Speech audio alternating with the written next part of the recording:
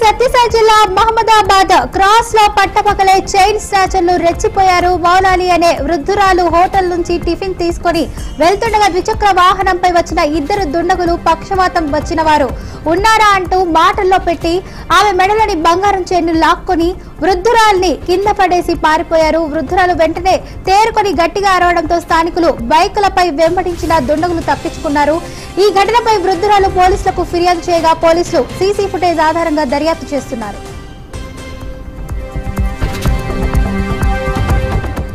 విజయనగరం జిల్లా డ్రగ్స్, గంజాయి, ఇతర మాదక ద్రవ్యాల నిర్మూలనపై ప్రజల్లో చైతన్యం కల్పించే ఉద్దేశంతో విజయనగరం జిల్లాలో అభ్యుదయం పేరుతో భారీ ర్యాలీ నిర్వహించారు.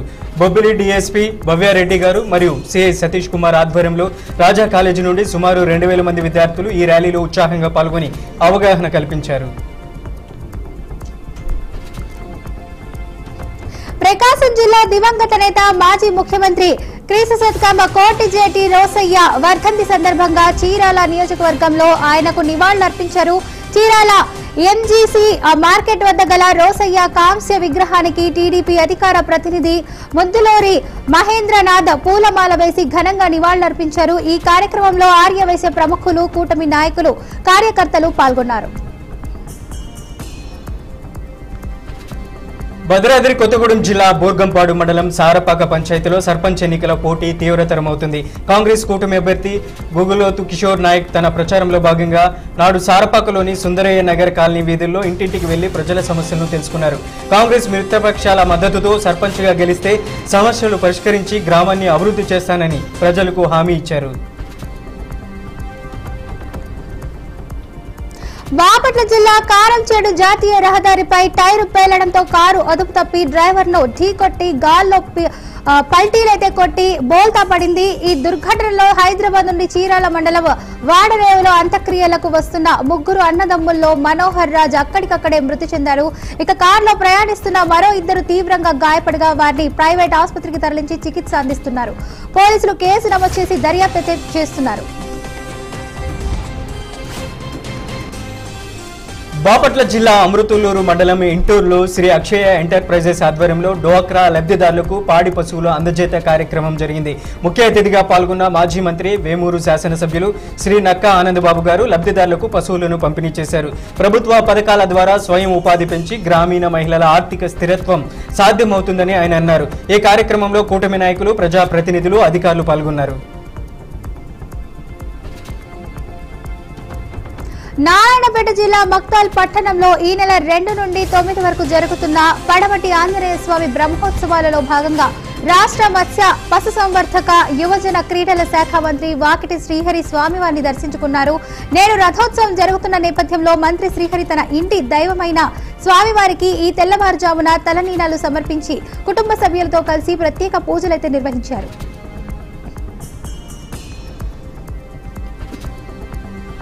పార్వతీపురం మన్యం జిల్లా నర్సీపురం గ్రామంలో నూతనంగా నిర్మించిన డివిజనల్ అభివృద్ధి కార్యాలయాన్ని ఎమ్మెల్యే ప్రారంభించారు.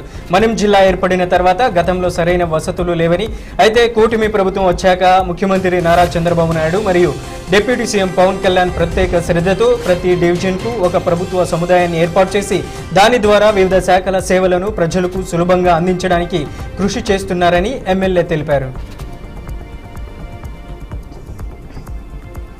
నాగర్ కర్నూలు జిల్లా వెల్దండ మండలం బోడన్పల్లి గ్రామ సర్పంచ్ గా కాంగ్రెస్ అభ్యర్థి ఏనుముల సంగీత శేఖర్ రెడ్డి 8 వార్డు మెంబర్స్ తో సహా ఏకగ్రీవంగా ఎన్నికయ్యారు. ఎన్నికల రిటర్నింగ్ అధికారి వారికి నియామక పత్రాలైతే అందజేశారు. గ్రామ సమస్యలను పరిష్కరించి ఎమ్మెల్యే సహకారంతో గ్రామాన్ని అభివృద్ధి చేయడానికి కృషి చేస్తామని ముఖ్యమంత్రి రేవంత్ రెడ్డికి ధన్యవాదాలైతే తెలిపారు. అన్నమయ్య జిల్లా మదనపల్లిలోని ఎస్బీఐ కాలనీలో సంచలనం సృష్టించిన కిడ్నీ రాకెట్ కేంద్రంగా ఉన్న గ్లోబల్ ఆసుపత్రిని కోర్టు ఉత్తర్వుల మేరకు Madanapalle DSP K Mahendra seize చేశారు. ఈ కేసులో ఇప్పటికే మాజీ డీసీహెచ్ఎస్ డాక్టర్ ఆంజనేయులతో సహా మొత్తం 8 మందిని పోలీసులు అరెస్ట్ చేసి రిమాండ్కు తరలించారు. విశాఖకు చెందిన యమున కిడ్నీ తొలగింపుతో మృతి చెందడంతో పోలీసులు కేసు నమోదు చేశారు. కోర్టు ఆదేశాల మేరకు సీన్ రీకన్స్ట్రక్షన్ పూర్తి చేసి రెవెన్యూ కోర్టు సిబ్బంది సమక్షంలో ఆసుపత్రి సీజ్ చేసినట్లు డీఎస్పీ మహేంద్ర తెలిపారు. రంగారెడ్డి జిల్లా ల్యాండ్ రికార్డింగ్ ఏడీ శ్రీనివాస్ నివాసంలో అయితే ఏసీబీ సోదాలు చేపట్టింది. శ్రీనివాసులపై అయితే ఆదాయం నుంచి ఆస్తుల కేసు నమోదైంది. ఇక వారు బృందాలతో ఏసీబీ సోదాలు నిర్వహిస్తోంది. ఇక హైదరాబాద్, రంగారెడ్డి, మహబూబ్ నగర్ జిల్లాల్లో సోదాలు కొనసాగుతున్నాయి. రంగారెడ్డి జిల్లాలో 6 చోట్ల ఏసీబీ అధికారులైతే సోదాలు చేస్తున్నారు. ల్యాండ్ రికార్డ్స్ ఈడీగా పెద్ద ఎత్తున అక్రమస్తులు ఇక సంపాదించినట్లు గుర్తించారు. ఇక మహబూబ్ నగర్ లో ఒక రైస్ మిల్లును కూడా అధికారులు గుర్తించారు. పలు చోట్ల షెల్ కంపెనీల పేర్లతో వ్యాపారాలు చేస్తున్నట్లు కూడా ఏసీబీ అయితే గుర్తించింది. ప్రకాశం జిల్లాలోని చీమకుర్తి గ్రానైట్ పరిశ్రమలో అక్రమ మైనింగ్ రవాణాకు చెక్ పెట్టడానికి కూటమి ప్రభుత్వం కీలక నిర్ణయం తీసుకుంది. 1500 కోట్ల రాయల్టీ కోసం ఎంఆర్ఆర్ సంస్థతో 2 ఏళ్ల ఒప్పందం కుదుర్చుకుంది. దీంతో గతంలో కోట్లు కొల్లగొట్టిన అక్రమార్కులకు అడ్డుకట్టబడింది. అయితే ఎంఆర్ సంస్థ ప్రతి లోడుపై నిఘా పెట్టి అదనపు రాయల్టీని వసూలు చేస్తూ ఉండడంతో సుమారు 50 క్వారీలు, 1000 కటింగ్ యూనిట్లు యాజమాన్యాలు బెంబెలెత్తిపోతున్నాయి. అదే సమయంలో అవినీతికి అలవాటు పడ్డ అధికార నాయకులు తమ వాటాల కోసం ఒత్తిడి చేస్తూ ఉండడంతో వ్యాపారులు అయోమయంలో పడ్డారు. వినుకొండ ఎమ్మెల్యే ప్రభుత్వ చీఫ్ విప్ జీవి ఆంజనేయులు మాట్లాడుతూ రైతు అభివృద్ధి లక్ష్యంగా హార్టికల్చర్ హబ్ గా మారుస్తామని ప్రకటించారు. ఇక అధిక ఆదాయం కోసం రైతులు డిమాండ్ అథారిటీ ఉద్యాన పంటలపైన పామ్ ఆయిల్ వైపు మారాలని సూచించారు. ఇక ఇందులో భాగంగానే రైతు విజ్ఞాన యాత్రను కూడా ప్రారంభించారు. ఇకపై తన ఎమ్మెల్యే జీతాన్ని రైతు విజ్ఞాన యాత్రలు, ఇక దివ్యాంగుల సంక్షేమం కోసం ఖర్చు చేస్తానని ఆయన అయితే ప్రకటించారు. ఇక దిగుబడులు పెంచేందుకు అగ్రిటెక్ ఏఐని వినియోగించుకోవాలని కూడా కోరారు.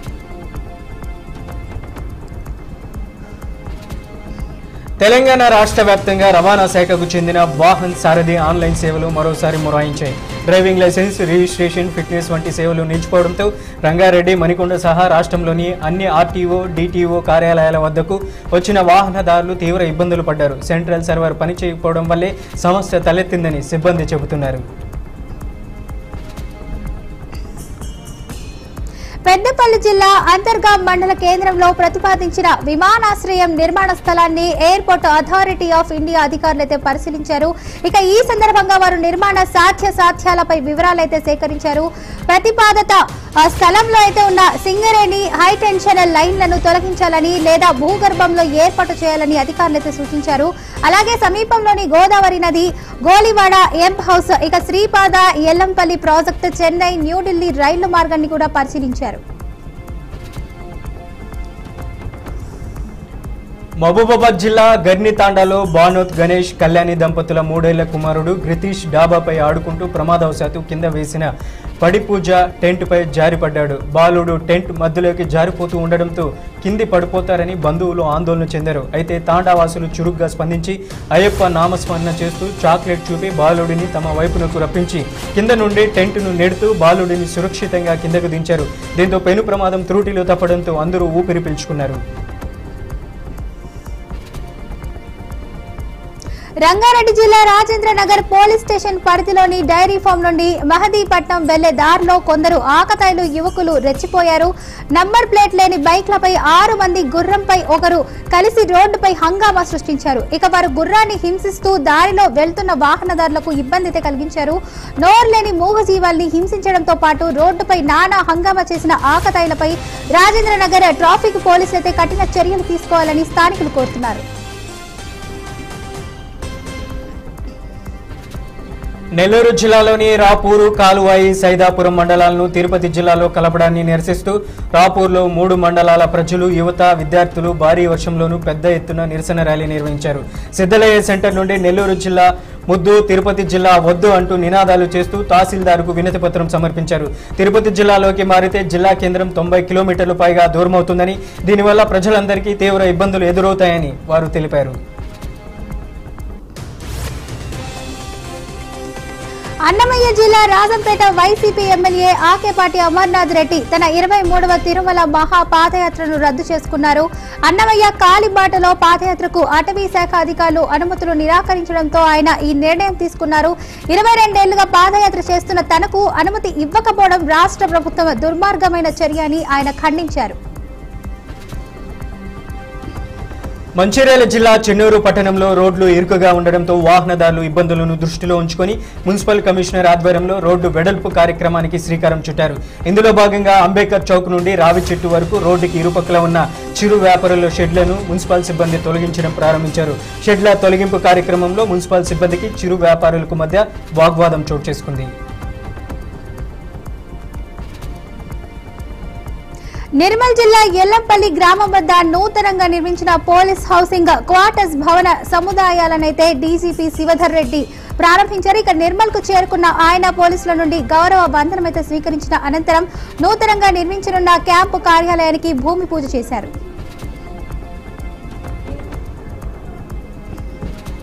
కడప జిల్లా జమ్మలమడుగులోని ఎంపీడీఓ కార్యాలయం ప్రాంగణంలో నూతనంగా నిర్మించిన డివిజనల్ అభివృద్ధి అధికారి కార్యాలయాన్ని జిల్లా పంచాయతీ అధికారిని రాజ్యలక్ష్మి, టీడీపీ ఇన్ఛార్జ్ భూపేష్ సుబ్బరామిరెడ్డి కలిసి ప్రారంభించారు.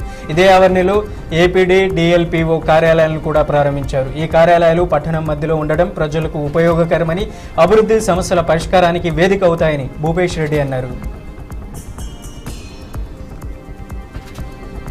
నంద్యాల జిల్లా పరిధిలో సరైన రికార్డులు, వే బిల్లులు లేకుండా నాపరాయిని అక్రమంగా తరలిస్తున్న 5 లారీలను మైన్ విజిలెన్స్ అధికారులు అయితే సీజ్ చేశారు. ఇక బేతచర్లం పోలీసులు మరియు సీనరీజీస్ కలెక్షన్ సిబ్బందితో కలిసి నిర్వహించిన సంయుక్త తనిఖీల్లో అయితే ఈ లారీలను స్వాధీనం చేసుకున్నట్లు మైన్స్ విజిలెన్స్ అధికారులు అయితే సాంబశివారెడ్డి, దిలీప్ కుమార్ తెలిపారు.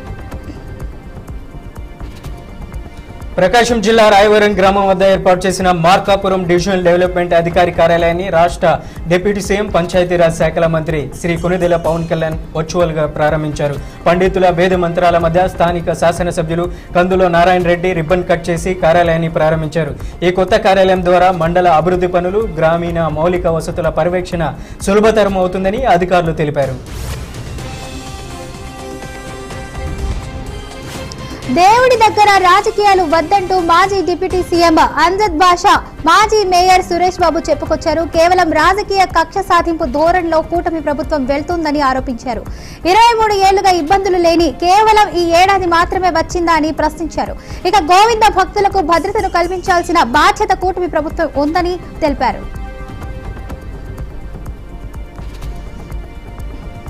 సీఎం రేవంత్ రెడ్డి నేడు ఆదిలాబాద్ జిల్లా కేంద్రంలో పర్యటించారు. గ్రామ పంచాయతీ ఎన్నికల కోడ్ కారణంగా గ్రామీణ ప్రాంతాల్లోని కార్యక్రమాలను రద్దు చేసుకుని ఆదిలాబాద్ పట్టణంలో పలు అభివృద్ధి పనులకు శంకుస్థాపనలు, ప్రారంభోత్సవాలు నిర్వహించనున్నారు. అనంతరం జిల్లా కేంద్రంలో ఏర్పాటు చేసిన బహిరంగ సభలో సీఎం రేవంత్ రెడ్డి ప్రసంగిస్తారు. అన్నమయ్య జిల్లా రాజంపేట మండలం ఊటుకూరు వద్ద దిత్వా తుఫాను ప్రభావంతో కురుస్తున్న వర్షాల కారణంగా పుల్లంగేరు వాగు ఉధృతంగా ప్రవహిస్తోంది. నిన్నటి దాకా స్వల్పంగా పారే వాగు ఈ రోజు 5 గంటల నుంచి ప్రవాహం పెరిగిందని గ్రామస్తులైతే వెల్లడించారు. ఈ కారణంగా ఊటుకూరు, కోట్లపూర్పల్లి గ్రామాల మధ్య రాకపోకలైతే పూర్తిగా నిలిచిపోయాయి. అన్నమయ్య జిల్లాలో దిత్వా తుఫాన్ ప్రభావం, భారీ వర్షాల నేపథ్యంలో అధికారులు పింఛా ప్రాజెక్టు గేట్లు ఎత్తి నీటిని విడుదల చేశారు. లోతట్టు ప్రాంతాల ప్రజలు అప్రమత్తంగా ఉండాలని హెచ్చరించారు. తుఫాను కొనసాగుతున్నందున ప్రమాదకర ప్రాంతాలు, ఉధృతంగా ప్రవహించే నదులు, వాగులు వద్దకు వెళ్లవద్దని, అవసరమైతే తప్ప ఇళ్ల నుంచి బయటకు రావద్దని అధికారులు ప్రజలకు సూచించారు. అన్నమయ్య జిల్లాలో వర్షాలతో రాజుకుంట చెరువు పొంగి చిట్వేలు, రాపూరు రహదారిపై ట్రాఫిక్ నిలిచిపోయాయి. ఇక దీంతో పాటు బీపీ రాచర్లపల్లి వద్ద గుంజనీరు వాగు పొంగి పొరడంతో బీపీ రాచపల్లి, తుంపకొండ, చిన్న రాచపల్లి, చిట్వేలు మార్గంలోనూ వాహనాల రాకపోకలైతే అంతరం ఏర్పడింది. ఇక దీంతో ప్రయాణికులైతే తీవ్ర ఇబ్బందులు పడుతున్నారు. శ్రీ సత్యసాయి జిల్లాలో ఇంటర్ చదువుతున్న స్పందన అనే విద్యార్థిని ఆత్మహత్యానికి పాల్పడింది. ఆమె ఆసుపత్రిలో చికిత్స పొందుతూ కన్నుమూసింది. ఈ ఘటనలో కీలక పరిణామం చోటు చేసుకుంది. విద్యార్థిని స్పందన ఆత్మహత్యకు కారణమైన విద్యార్థిని చెన్నై కొత్తపల్లి పోలీసులు అరెస్ట్ చేశారు. విద్యార్థిని ఆత్మహత్యకు కారణమైన విద్యార్థిపై 107 BNS అలాగే 11, 12 ఫోక్సో సెక్షన్ల కింద కేసు నమోదు చేశారు. అనంతరం అతడిని పోలీసులు కోర్టులో హాజరుపరిచారు. నిందితుడిగా ఉన్న విద్యార్థి మైనర్ కావడంతో జువెనైల్ హోంకు తరలించారు.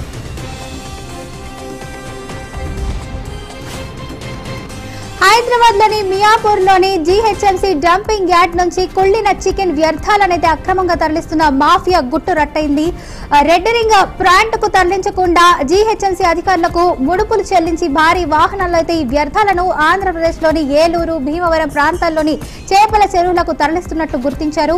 గత 2 ఏళ్లుగా గుట్టు చప్పుడు కాకుండా సాగుతున్న ఈ దందాను డంపింగ్ యార్డ్ నుంచి భారీ వాహనాలు తరలిపోతుండగా గమనించిన స్థానికులైతే బయటపెట్టారు. రాష్ట్ర డిప్యూటీ సీఎం పవన్ కళ్యాణ్ ఈ రోజు చిత్తూరు కలెక్టరేట్ సమీపంలో ఏర్పాటు చేసిన డీడీఓ కార్యాలయాన్ని ప్రారంభించారు. చిత్తూరు జిల్లా కేంద్రం నుంచి ఆయన వర్చువల్ విధానం ద్వారా రాష్ట్రంలోని వివిధ జిల్లాలో ఉన్న మొత్తం 77 డీడీఓ కార్యాలయాలను ఏకకాలంలో ప్రారంభించారు. ఈ కార్యక్రమంలో స్థానిక ఎమ్మెల్యేలు, మేయర్, జడ్పీ చైర్మన్, జిల్లా కలెక్టర్ అలాగే ఇతర అధికారులు కూడా పాల్గొన్నారు.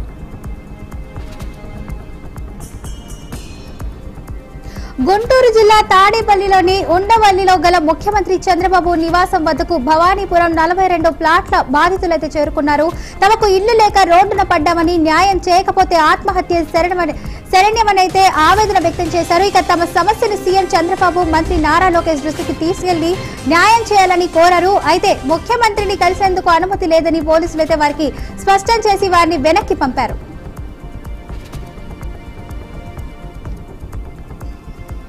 ఇటీవల జరిగిన కరెంట్ షాక్ ప్రమాదంలో మరణించిన వారి కుటుంబాలను జాగృతి అధ్యక్షురాలు కవిత పరామర్శించారు. బాధితుల ఇంటికి వెళ్లి వారి పరిస్థితిని తెలుసుకున్న ఆమె కుటుంబాలకు అవసరమైన సాయం అందిస్తామని హామీ ఇచ్చారు. అలాగే ఈ ప్రమాదానికి బాధ్యులైన వారిపై కఠిన చర్యలు తీసుకోవాలని కవిత ప్రభుత్వాన్ని కోరారు. తెలంగాణ కాంగ్రెస్ ప్రభుత్వం హెచ్ఐఎల్టీపీ పాలసీ పేరుతో 5 లక్షల కోట్ల భారీ భూ కుంభకోణానికి పాల్పడుతోందని ప్రతిపక్ష పార్టీ ఆరోపించింది. ఇక పరిశ్రమలు, ఉపాధి కల్పన కోసం ప్రజలు ప్రభుత్వం ఇచ్చిన దాదాపు 9,300 ఎకరాల పారిశ్రామిక భూములను మార్కెట్లో గజం 1,50,000 ఉన్నప్పటికీ కేవలం 4,000 చొప్పున ప్రైవేట్ వ్యక్తులు అప్పగిస్తూ ఇక వాటిని అపార్ట్మెంట్లు, కమర్షియల్ కాంప్లెక్స్ల నిర్మాణానికి మారుస్తున్నారని మండిపడ్డారు. కర్నూలు జిల్లా హలహర్వి మండలంలోని కేబీజీపీ ప్రిన్సిపాల్ వై పద్మావతిపై దాడి, దురుసు ప్రవర్తన చేశారని బండారి మారుతిపై హలహర్వి పోలీస్ స్టేషన్లో ఫిర్యాదు నమోదైంది. వాచ్మెన్ ఉద్యోగం విషయంలో మాట్లాడేందుకు పాఠశాల ఆవరణలోకి వచ్చిన మారుతి మహిళా ప్రిన్సిపాల్ అని చూడకుండా తనతో అసభ్య పదజాలంతో మాట్లాడారని, వీడియో తీస్తుండగా ఫోన్ లాక్కొని దాడికి పాల్పడ్డారని ప్రిన్సిపాల్ ఆరోపించారు. కాంగ్రెస్ ఎంపీ రాహుల్ గాంధీ కేంద్ర ప్రభుత్వం అయితే తీవ్ర ఆరోపణలు చేశారు. విదేశీ ప్రతినిధులు భారత్ కు వచ్చినప్పుడు ప్రతిపక్ష నేతలతో సమావేశం కాకుండా కేంద్రం అడ్డుకుంటుందని ఆయన విమర్శించారు. ఇక రష్యా అధ్యక్షుడు వ్లాదిమిర్ పుతిన్ దేశ పర్యటనకు కొన్ని గంటల ముందు ఆయన ఈ వ్యాఖ్యలు చేయడం రాజకీయంగా ప్రాధాన్యత సంతరించుకుంది. ఇక గతంలో విదేశీ ప్రతినిధులు దేశానికి వస్తే ప్రతిపక్ష నాయకుడితో సమావేశం అవడం ఒక సాంప్రదాయంగా అయితే ఉండేదని గుర్తు చేశారు. సీఎం రేవంత్ రెడ్డి హిందూ దేవుళ్లపై చేసిన అనుచిత వ్యాఖ్యలను ఖండిస్తూ పెద్దపల్లి జిల్లా గోదావరిఖని ప్రధాన చౌరస్తాలో బీజేపీ నేతలు సీఎం చిత్రపటాన్ని దగ్ధం చేసి నిరసన తెలిపారు. బీజేపీ జిల్లా ప్రధాన కార్యదర్శి కొమ్మల్ల మహేష్ సీఎం రేవంత్ రెడ్డి వెంటనే హిందూ సమాజానికి క్షమాపణ చెప్పాలని డిమాండ్ చేశారు. కాంగ్రెస్ పార్టీ హిందూ వ్యతిరేక విధానాలను మరోసారి రుజువు చేసుకుందని, భవిష్యత్తులో కాంగ్రెస్ను తరిమి కొట్టేందుకు హిందువులందరూ ఐక్యంగా ఉండాలని ఆయన పిలుపునిచ్చారు. సంగారెడ్డి జిల్లా పటాన్ చెరువు ఇస్లాపూర్ చౌరస్తా వద్ద జాతీయ రహదారి 65 విస్తరణ పనులైతే ప్రారంభమయ్యాయి. ఇక ముంబై జాతీయ రహదారిని మియాపూర్ నుండి సంగారెడ్డి చౌరస్తా వరకు 6 లైన్లు రోడ్లుగా విస్తరించే ఈ పనుల్లో భాగంగా రహదారికి ఇరువైపులా ఉన్న కట్టడాలను కూల్చివేస్తున్నారు. ఎటువంటి అవాంఛనీయ సంఘటనలు జరగకుండా అధికారులు భారీగా పోలీసు బందోబస్తు ఏర్పాట్లయితే చేశారు. మెదక్ జిల్లా చిన్న శంకరంపేట మండల కేంద్రంలో సర్పంచ్ ఎన్నికల బరిలోకి ఎన్ఆర్ఐ కంజర్ల చంద్రశేఖర్ స్వతంత్ర అభ్యర్థిగా నిలిచారు. విదేశాలలో లక్షల్లో జీతం వచ్చే సాఫ్ట్వేర్ ఉద్యోగాన్ని వదులుకొని 10 నెలల క్రితం స్వగ్రామానికి తిరిగి వచ్చిన చంద్రశేఖర్ సొంత నిధులతో గ్రామంలో పలు అభివృద్ధి కార్యక్రమాల్లో పాల్గొన్నారు.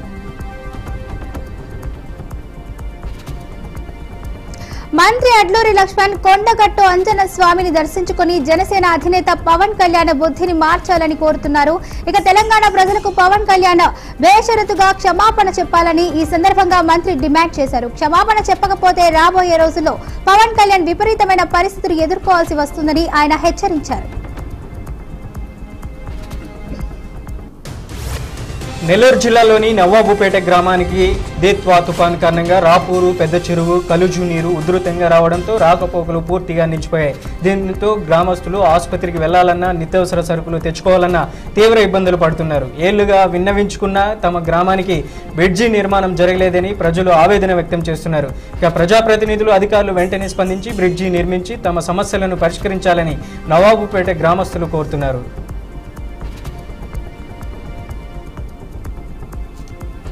తిరుపతి జిల్లాలో దిత్వా తుఫాను ప్రభావంతో కురుస్తున్న వర్షాలకు లోతట్టు ప్రాంతాలు జలమయమయ్యాయి. ఇక తిరుపతి జిల్లా వెంకటగిరి పట్టణంలో రాత్రి కురిసిన ఓ మోస్తరు వర్షానికి సవారీగుంట వంటి ప్రాంతాల్లో రోడ్లు నీట మునిగి స్థానికులు ఇళ్లకే పరిమితమయ్యాయి. ఇక వర్షపు నీరు వరదలా పొర్లడంతో ఇక కైవస్యం నది నిండు కుండలాగైతే ప్రవహిస్తుంది. దీంతో అధికారులు వెంకటగిరి పట్టణంలోని పోలేరమ్మ వారధిని పూర్తిగా మూసివేసి రాకపోకలు జరగకుండా పోలీసులు పహారా ఏర్పాట్లు చేశారు. కామారెడ్డి జిల్లాలో విధులను నిర్లక్ష్యం చేసిన 2 అధికారులను జిల్లా కలెక్టర్ సస్పెండ్ చేశారు. అలాగే నాగిరెడ్డిపేట ఎంపీడీఓ లలిత కుమారిని, ఇక ఎన్నికల విధులు నిర్లక్ష్యం వహించిన ఎంపీఓ ప్రభాకర్ చారిని సస్పెండ్ చేస్తూ అధికారులు ఉత్తర్వులు జారీ చేశారు. ప్రకాశం జిల్లా కందిలాపురం గ్రామానికి చెందిన పద్మావతి తహసీల్దార్ కార్యాలయం వద్ద ఆందోళన వ్యక్తం చేశారు. పంట కోత దశలో ఉండగా రవికిరణ్ అనే మాజీ ఆర్మీ ఉద్యోగి కుటుంబానికి చెందిన పంటను బలవంతంగా కోయించారని ఆమె ఆవేదన చెందింది. ఇక 10 రోజులు గడువు కోరినా తహసీల్దార్ కనికరించలేదని బాధితురాలు బుధవారం అయితే నిరసన తెలిపారు. ప్రకాశం జిల్లా గిద్దలూరులో ప్రభుత్వ కళాశాలల లేమిపై విద్యార్థులు ఎస్ఎఫ్ఐ ఆధ్వర్యంలో ర్యాలీ నిర్వహించారు. తహసీల్దార్ ఆంజనేయ రెడ్డికి వినతి పత్రం సమర్పించిన విద్యార్థులు గిద్దలూరు ప్రభుత్వ కళాశాలను ఏర్పాటు చేయాలని డిమాండ్ చేశారు. అలాగే మార్కాపురం మెడికల్ కాలేజీని పీపీపీ విధానంలో కాకుండా పూర్తిగా ప్రభుత్వమే నిర్మించాలని, తల్లికి వందనం పథకాన్ని అర్హులైన ప్రతి విద్యార్థికి పారదర్శకంగా అమలు చేయాలని వారు ప్రభుత్వాన్ని కోరారు. అంబేద్కర్ కోనసీమ జిల్లా ఠానేలంక గురుకుల పాఠశాలలో 10వ తరగతి చదువుతున్న మైనర్ బాలిక కిడ్నాప్ అయింది. పల్లంకుర్రకు చెందిన మోకాగిరి అనే వివాహితుడు తన దగ్గర బంధువైన యువతి ద్వారా బాలికను ట్రాక్ చేసి మాయమాటలతో హాస్టల్ నుండి బయటకు తీసుకెళ్లాడు. తమ అనుమతి లేకుండా పాఠశాల నుండి బాలికను పంపడంపై బంధువులు ఆగ్రహం వ్యక్తం చేయగా హాస్టల్ వార్డెన్ ఫిర్యాదు మేరకు పోలీసులు కేసు నమోదు చేసి నిందితుడు గిరి కోసమైతే గాలిస్తున్నారు. అమెరికాలో H1B వీసా నిబంధనలను ట్రంప్ యంత్రాంగం మరింత కఠినతరం చేసింది. దేశ భద్రత దృష్ట్యా వీసా దరఖాస్తులైన H1B, H4 విద్యార్థులు ఎక్స్చేంజ్ విజిటర్ల రెజ్యూమెల్, లింక్డ్ఇన్ ప్రొఫైల్లను సమీక్షించాలని అమెరికా స్టేట్ డిపార్ట్మెంట్ దౌత్యవేత్తలకు ఆదేశాలు జారీ చేసింది. ముఖ్యంగా దరఖాస్తుదారులు గతంలో వాక్ స్వాతంత్రాన్ని అణిచివేసి అసత్య ప్రచారం, కంటెంట్ నియంత్రణ వంటి విభాగాల్లో పనిచేశారా లేదా అని పరిశీలిస్తున్నారు. అంతర్జాతీయ ఆర్థిక అనిశ్చితులు, ఫెడరల్ రిజర్వ్ వడ్డీ రేట్ల కోతపై పెరుగుతున్న అంచనాల కారణంగా దేశంలో బంగారం, వెండి ధరలు మళ్లీ పెరిగాయి. ఈ ఉదయం నాటికి 24 క్యారెట్ల 10 గ్రాముల బంగారం ధర 1,30,590కి చేరుకోగా 22 క్యారెట్ల 10 గ్రాముల ధర 1,19,710గా నమోదైంది. అలాగే పారిశ్రామిక డిమాండ్ అధికంగా ఉండటంతో కిలో వెండి ధర 191,100 వద్ద జీతకాల గరిష్టాన్ని అయితే తాకింది. గత 3 సెషన్లుగా నష్టాలను చవిచూసిన దేశీయ స్టాక్ మార్కెట్ సూచీలు స్వల్పంగా కోలుకున్నాయి. కనిష్టాల వద్ద మదుపరులు కొనుగోలుకు మొగ్గు చూపడం, ఐటీ షేర్లపై ఆసక్తి చూపడం సూచీలకు ఊరటనిచ్చింది. అయితే డాలర్తో పోలిస్తే రూపాయి మార్గం విలువ మరింతగా క్షీణించడం, విదేశీ మదుపరుల అమ్మకాలు కొనసాగడం, ఆర్బీఐ వడ్డీ రేట్ల కోతపై అంచనాలు లేకపోవడం, క్రూడ్ ఆయిల్ ధరలు పెరుగుదల వంటి ప్రతికూల సంకేతాల మధ్య సెన్సెక్స్, నిఫ్టీ స్వల్ప లాభాలతో రోజును ముగించాయి.